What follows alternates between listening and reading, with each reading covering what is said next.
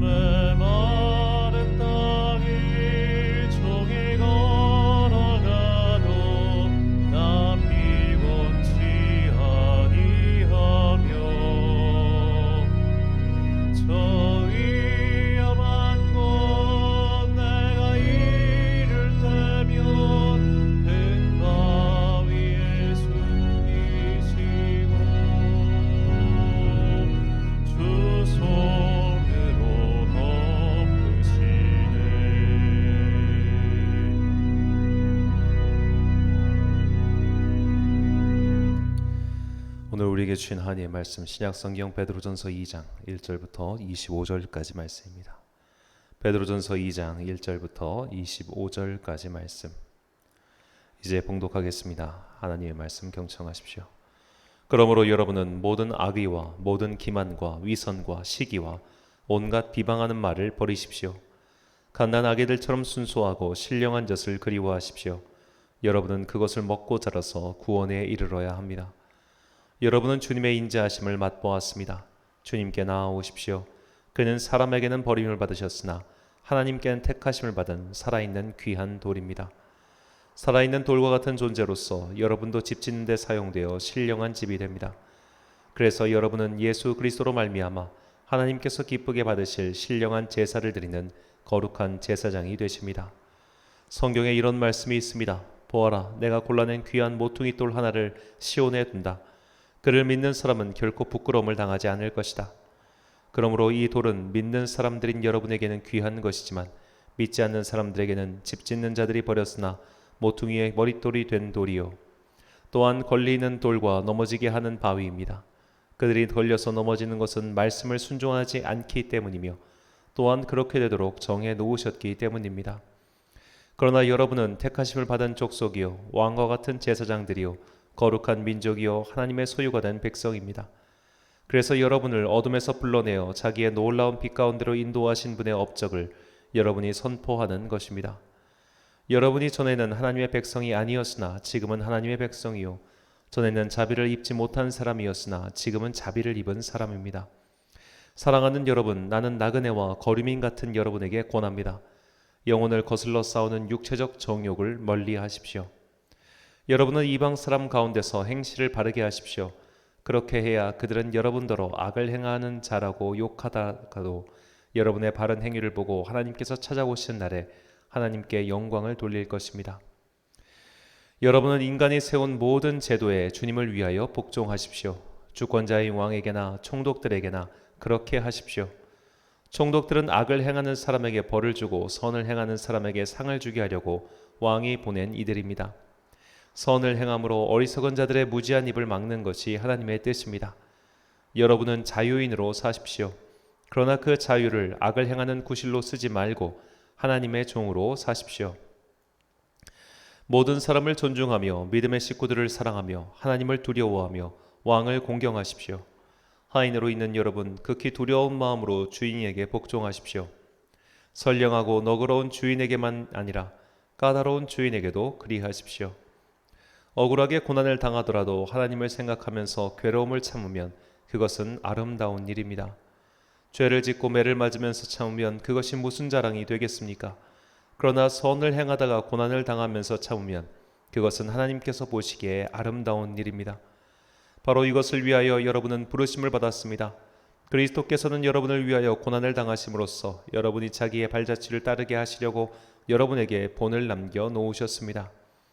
그는 죄를 지으신 일이 없고 그의 입에서는 아무런 거짓도 찾아볼 수 없었습니다. 그는 모욕을 당하셨으나 모욕으로 갚지 않으시고 고난을 당하셨으나 위협하지 않으시고 정의롭게 심판하시는 이에게 다 맡기셨습니다.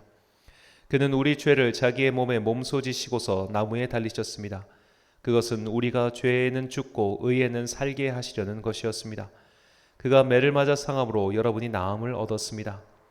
전에는 여러분은 길 잃은 양과 같았으나 이제는 여러분의 영혼의 목자이며 감독이신 그에게로 돌아왔습니다. 아멘. 페레그리누스 메뉴란 제목으로 하나님의 말씀 선포하겠습니다. 스페인에 가면 모든 식당의 점심 메뉴에 페레그리누스 메뉴 혹은 메뉴 비아 디아라고 하는 오늘의 메뉴 그런 식당 항목이 있습니다. 이 메뉴는 점심 코스 요일인데 우리나라로 가격으로 치면 약 10,000원에서 15,000원 수준의 전체 요리, 메인 요리, 후식 요리까지 코스 요리가 나오는 매우 훌륭한 가성비를 자랑하는 메뉴죠. 스페인의 모든 식당이 이런 메뉴를 유지하는 이유는 법으로 이것을 정해놨기 때문입니다. 그런데 이 메뉴의 이름을 페레그리누스라고 정한 것이 참 의미심장합니다. 페레그리누스란 순례자를 뜻하는 라틴어이기 때문이죠. 순례자 중에는 부유한 자들도 있었겠지만 가난한 자들이 더 많았습니다. 더구나 먼 길을 떠나면서 지갑을 두둑히 챙겨가기보다는 필요한 만큼만 들고 가는 일들이 잦았기 때문에 점심 메뉴에 이런 자들을 접대하는 마음으로 만들기 위해서 이런 이름을 붙인 것이 아닐까 생각해 봤습니다. 그렇다면 어째서 이 스페인 사람들은 이런 메뉴를 만들었을까요? 물론 이제 사회 정치적인 긴 이유가 있습니다만 그것을 다 설명하는 것은 이 새벽에 적절치 않은 것 같고 이 스페인도 20세기 초반부터 그리고 이제 중반까지 상당히 가난했습니다. 내전도 오랫동안 겪었고 또 독재 정권 하에서 많이 신음하기도 했죠. 가난을 겪어봤으니 가난한 사람들의 마음을 아는 겁니다. 고난을 겪어봤으니 고난을 겪는 사람들의 마음을 알아서 그런 이들을 대접하는 마음으로, 그런 이들에게 따뜻한 밥 한 끼 좀 제대로 차려주고 싶은 마음으로 그런 페레그리뉴스 메뉴를 만든 것이 아닌가, 저는 이렇게 생각해 봅니다. 오늘 본문은 이렇게 배려하고 서로를 아껴주는 순례자의 마음을 가지고 살 것을 당부하죠. 본문 11절 말씀입니다. 사랑하는 자들아, 거류민과 나그네 같은 너희를 권하노니 영혼을 거슬러 싸우는 육체의 정욕을 제어하라. 아멘. 자, 여기서 그 나그네라고 번역한 헬라어가 파레피데모스이고, 이 헬라어 성경을 라틴어로 번역한 불가타를 보면 페레그리노스라고 되어 있습니다. 다시 말씀드리면 이게 개역 세번역 성경이랑 이 개역 개정이 좀 번역이 다른데, 개역 개정에서는 거류민이라고 되어 있는 것이 오늘 읽었던 세번역에서는 나그네라고 되어 있죠. 그러니까 앞뒤 단어를 이렇게 좀 치환시켰는데, 이 파레피데모스라는 단어의 뜻이 좀 더 거류민보다는 나그네, 사실 거류민과 나그네가 똑같은 단어이긴 해요. 그런 뜻이기 때문에 이렇게 했습니다. 자, 이것이 순례자라는 뜻이에요. 라틴어로는 파레그리노스. 즉 순례자는 종교의 성지를 다녀오는 사람만을 뜻하는 것이 아니라 이 세상에 보내졌다가 다시 하나님의 품으로 돌아가야 하는 모든 존재가 다 나그네이며 순례자라는 것을 뜻하는 것이죠. 순례자는 어떤 마음을 가지고 그 길을 걸을까요? 나도 힘이 들고 괴로울 때가 많습니다. 순례길이 편한 것은 아니죠. 하지만 함께 걷는 사람이 있기에 그를 생각하고 그를 배려하며 걷는 겁니다. 나 혼자서 순례길을 마치는 것보다 함께 걷고 함께 마치는 것이 더 낫기에 그렇게 서로를 배려해 주는 마음, 그것이 순례자의 마음이 아닌가 생각해 봅니다. 우리는 이 세상에서 영원하게 살 수 없습니다. 반드시 죽게 될 것이며 다시 하나님의 품으로 돌아가게 됩니다. 그때 하나님께서 다스리시는 나라에 들어갈 것인가, 아니면 영원한 심판의 나라로 갈 것인가를 구분짓는 것이 예수님을 믿느냐의 여부지요. 즉 모든 인간은 자신이 나그네와 같이 이 세상에 보내졌다가 다시 돌아갈 존재라는 것을 자각하고 본래 있어야 할 곳으로 가기 위해 예수님을 믿어야 한다는 뜻입니다. 이 세상을 나그네로서 살아가는 사람은 집착하지 않습니다. 세상에서 행복할 수도 있고 불행할 수도 있습니다. 가난할 수도 있고 부유할 수도 있습니다. 하지만 이 세상은 결국 내가 떠나야 할 곳에 불과합니다. 그러니 과도하게 집착하며 그곳에 마음을 빼앗길 필요가 없다는 겁니다. 이런 나그네의 자세를 너무나 훌륭하게 표현한 시가 천상병 시인의 귀천입니다. 나 하늘로 돌아가리라. 새벽빛 와닿으면 쓰러지는 이슬 더불어 손에 손을 잡고 나 하늘로 돌아가리라. 노을빛 함께 단둘이어서 기슭에서 놀다가 구름 손짓하면은 나 하늘로 돌아가리라. 아름다운 이 세상 소풍 끝나는 날 가서 아름다웠다고 말하리라. 저희 천상병 시인은 1967년 일명 동백림 사건에 연루되어 6개월간 옥고를 치렀습니다. 그때 간첩으로 몰리면서 전기 고문을 당해 심신이 크게 다쳤고 후유증을 평생 앓았습니다. 전기 고문으로 아이를 가질 수 없는 몸이 되었고 치아가 많이 상해버렸습니다. 이분이 평생 막걸리만 거의 먹었다고 하는데 이게 뭔가를 씹을 수 없어서 그랬다고도 합니다.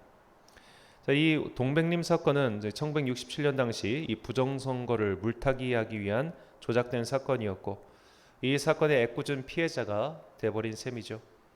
그는 이 사건으로 너무나 큰 충격을 받았고 행렬병자처럼 돌아다니다가 1971년에는 서울 시립정신병원에 입원당하기도 했습니다. 그는 참 괴로운 인생을 살았습니다.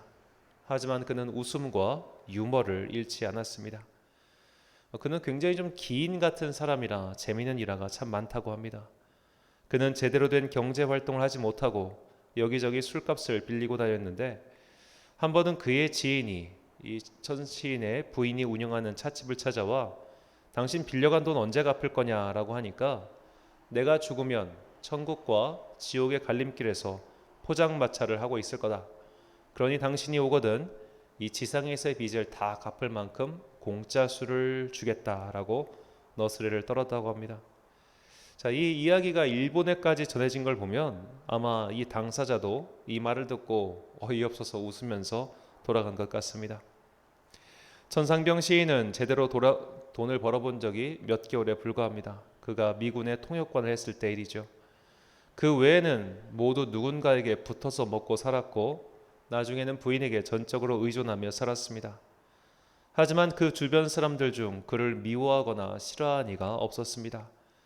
그가 정말 나그네처럼 허허로이 살았기 때문입니다. 누군가가 볼 때는, 그를 모르는 사람이 볼 때는 한심하고 안타까운 인생처럼 보였지만 그는 이렇게 귀천이라는 아름다운 시를 남길 정도로 세상을 따뜻하고 살만한 곳으로 바라봤던 것이죠.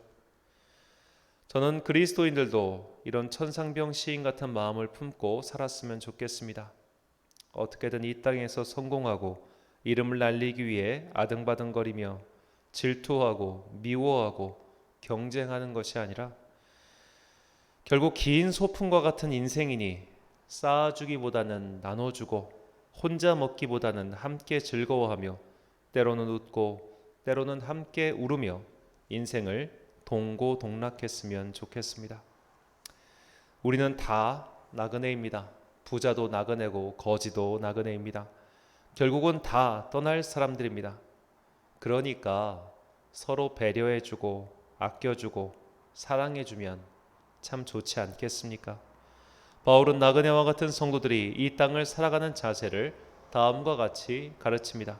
로마서 12장 13절부터 15절까지 말씀입니다. 성도에 쓸 것을 공급하며 손 대접하기를 힘쓰라. 너희를 박해하는 자를 축복하라. 축복하고 저주하지 말라. 즐거워하는 자들과 함께 즐거워하고 우는 자들과 함께 울라. 아멘. 사랑하는 천안 광성교회 성도 여러분, 그리고 이 새벽을 함께 깨우고 계신 귀한 주님의 자녀 여러분, 우리는 다 나그네와 같은 인생입니다. 결국 이 긴 소풍은 끝이 나고 주님의 품으로 돌아가게 될 것입니다. 그러니 다른 사람의 반찬에 마음을 빼앗기지 맙시다. 쟤는 반찬이 많은데 나는 왜 도시락도 없냐라고 비교하며 한탄하지 맙시다. 소풍은 끝이 나고 집으로 돌아가면 그만입니다.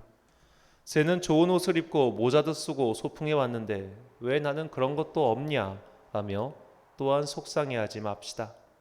집으로 돌아가서 다시 일상의 옷을 입으면 됩니다. 내가 김밥을 2줄 갖고 왔으면 1줄은 다른 사람에게 줍시다. 내가 음료수를 2개 챙겨왔으면 안 갖고 온 사람에게 하나 나눠줍시다. 굳이 소풍에 와서 남는 김밥 장사하고 남는 음료수 장사해야 하겠습니까? 어차피 남기고 돌아가면 쓸데없는 것 아니겠습니까? 즐거운 소풍입니다. 그러니 함께 웃고 함께 즐거워합시다. 소풍에 왔는데 돈이 없고 먹을 것이 없고 함께 즐길 것이 없어 구석에 홀로 박혀있는 이가 있다면 그에게 손을 내밀고 함께 소풍을 즐기자고 말합시다. 그렇게 해서 웃는 자들과 함께 웃고 우는 자들과 함께 우는 것, 이것이 성도의 자세이며 이 땅을 순례자로 살아가는 방법입니다. 순례자는 웃는 자를 질투하지 않고 우는 자를 외면하지 않는 법입니다. 이것은 결국 내가 이 땅에 잠시 왔다가 가는 나그네라는 것과 나에게는 돌아갈 나의 집, 하나님의 나라가 있다는 것을 굳게 믿을 때 생겨나는 너그러움과 여유입니다. 천국을 굳게 믿고 나그네처럼 보냄받은 이 땅에서 소풍처럼 모두 다 함께 행복을 누리며 나눠주다가 다시 주님께서 부르시는 그때 허허롭게 떠날 수 있는 천국의 자녀들 되시길 간절히 축원합니다. 기도하겠습니다. 사랑과 은혜가 충만하신 아버지 하나님, 우리는 잠시 이 세상에 왔다가 다시 주님께서 부르시면 모두 돌아갈 자들입니다. 우리의 인생은 짧은 소풍과도 같습니다. 그러니 주님, 내가 넉넉하게 도시락을 싸왔다면 아직 밥을 먹지 못하고 있는 저 사람에게 내가 가진 넉넉함을 나눠줄 수 있는 마음 품게 하여 주옵소서. 어차피 다 먹지도 못할 것 쌓아두고 쌓아뒀다가 썩어서 버리는 어리석음을 범치 아니하도록 우리 각 사람에게 나그네의 믿음을 주옵소서. 죄 많은 이 세상은 내 살 곳이 아니며 내 모든 소망은 저 하늘나라에 있다는 것을 항상 기억하고 이 땅을 살아간 동안 미워하고 질투하고 비교하고 그렇게 살다가 떠나가는 자가 아니라 서로 사랑하고 아껴주며 내가 가진 것에 만족해하고 없는 자를 도와주며 그렇게 함께 웃고 함께 우는 지혜롭고 너그러운 그런 순례자들 성도들 되게 하여 주옵소서. 오늘도 보냄받은 이 땅에서 한 걸음 한 걸음 내디디며 자신만의 순례의 여정을 걸어가고 있는 당신의 자녀들을 기억하시고 그들에게 복과 은혜를 내려 주옵소서. 우리의 일생이란 참으로 어제와 오늘과 그리고 내일이 똑같은 그런 똑같은 나날들의 반복인지도 모르겠습니다. 좋은 일도 나쁜 일도 없는 그런 평범한 하루하루를 우리는 보내고 있습니다. 더 좋은 날이 펼쳐지면 좋겠지만 어제와 똑같은 하루에 우리는 때로는 실망하기도 하고 낙심하기도 합니다. 우리의 삶에 그렇게 가시적인 변화가 없다 할지라도 그렇게 놀라운 주님의 사랑, 주님께서는 언제나 한결같이 변함없이 그 사랑을 우리에게 베풀어 주고 계시다는 것을 꼭 기억하고 하루를 절망 가운데 마무리 짓지 않고 하루를 소망 가운데 열고 소망으로 마치는 당신의 자녀들 되게 하여 주시옵소서. 믿음의 다음 세대를 살아갈 당신의 자녀들 기억하시고 그 자녀들에게 각양각색의 은혜를 내려주사 그들이 이 땅을 살아가는 동안 평생 주님의 말씀을 굳게 새기고 그 말씀에 따라 믿음을 지키고 사는 당신의 자녀들 되게 하여 주옵소서. 군복무를 하고 있는 청년부터 외국에 나가 사업을 하고 있는 청년들까지 주님께서 그들을 기억하시고 보호하여 주시옵소서. 오늘 하루도 나그네와 같이 이 땅을 살아가는 모든 성들에게 당신의 은혜를 갑절이나 내려주시기를 간절히 빌고나오며 이 모든 말씀 우리를 사랑하시는 예수님의 이름으로 기도드립니다. 아멘. 오늘의 기도 제목입니다. 나그네는 이 땅에 영원히 머무를 수 없습니다. 내 마음을 지상에 묶어두는 것들은 무엇입니까? 지상의 소풍에서 내가 나눠줄 수 있는 것들은 무엇입니까? 나는 누구와 함께 웃고 누구와 함께 울어야 할지 주님께 여쭤보시길 바랍니다. 오늘 말씀을 통해 주신 기도의 제목 가지고 묵상과 기도에 힘쓴 하루가 되시길 바랍니다. 기도하겠습니다.